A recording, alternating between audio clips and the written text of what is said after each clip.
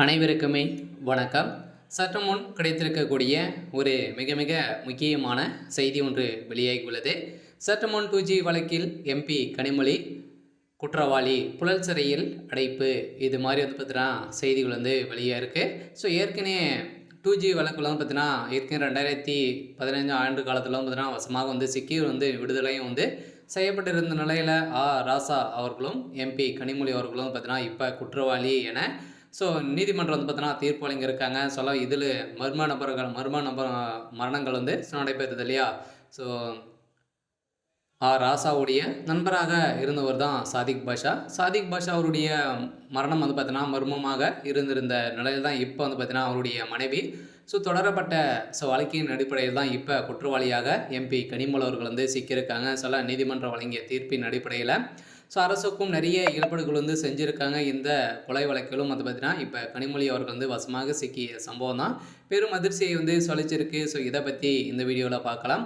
அதுக்கு முன்னாடி நம்ம சேனலுக்கு இப்போ தான் நீங்கள் முதல் முறையாக வந்திருக்கீங்க அப்படின்னா மறக்காமல் நம்மளுடைய சேனலை சப்ஸ்கிரைப் பண்ணி சப்போர்ட் பண்ணுங்கள்.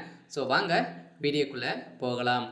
பார்த்தீங்கன்னா ஏற்கனவே அமைச்சர் ராசா அவர்களும் கனிமொழி அவர்களும் பார்த்தீங்கன்னா 2G அலைக்கற்றை வழக்கில் நிறைய மோசடிகள் நடந்திருக்கு அப்படின்ற மாதிரி அமலாக்கத்துறையால் பார்த்தீங்கன்னா தொடரப்பட்ட வழக்கின் அடிப்படையில் ஏற்கனவே பார்த்தீங்கன்னா கைது செய்யப்பட்டு 2015 2020 ஆண்டு காலத்தில் பார்த்தீங்கன்னா விடுதலை செய்யப்பட்டாங்க. இதில் பார்த்தீங்கன்னா விடுதலை வெளிப்பெற்றிருந்த நிலையில் மீண்டும் இந்த வழக்கை பார்த்தீங்கன்னா மறுஆய்வு செய்வதற்காக நீதிமன்றமே தாமாக முன் பார்த்தீங்கன்னா குற்றவாளியாக மர்ம நபராலும் பார்த்தீங்கன்னா கொலை செய்யப்பட்டார் இல்லையா சாதிக் பாஷாவுடைய மனைவி.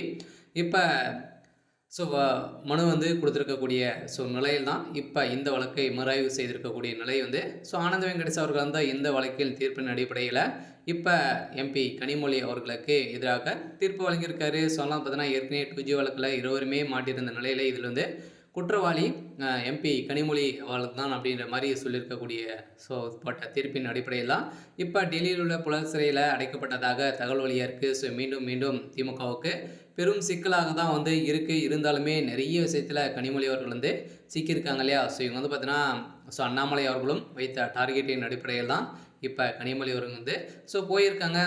அடுத்ததாக ராசா அவர்களும் இதில் ஒரு முக்கிய புள்ளியாக தான் இருக்கார். இவங்க தான் பார்த்தீங்கன்னா கூலிப்படைகளை வைத்து சாதிக் பாஷாவை அடித்து கொலை செய்யப்பட்டதாக இப்போ தகுந்த ஆதாரங்கள் சிக்கியிருக்கக்கூடிய நிலையில் தான் இப்போ கனிமொழி அவர்கள் சிறையில் அடைக்கப்பட்டிருக்காங்க. மீண்டும் மீண்டும் திமுகவுடைய தலைமையகத்துக்கு தான் பெரும் நெருக்கடி வந்திருக்கு. இருந்தாலும் என்ன நடக்க போகுது அப்படின்றத வெயிட் பண்ணி பார்க்கலாம். இது மாதிரி செய்திகளை தெரிஞ்சுக்கணும் அப்படின்னா மறக்காமல் நம்மளுடைய சேனலை சப்ஸ்கிரைப் பண்ணி சப்போர்ட் பண்ணுங்கள். தேங்க்யூ.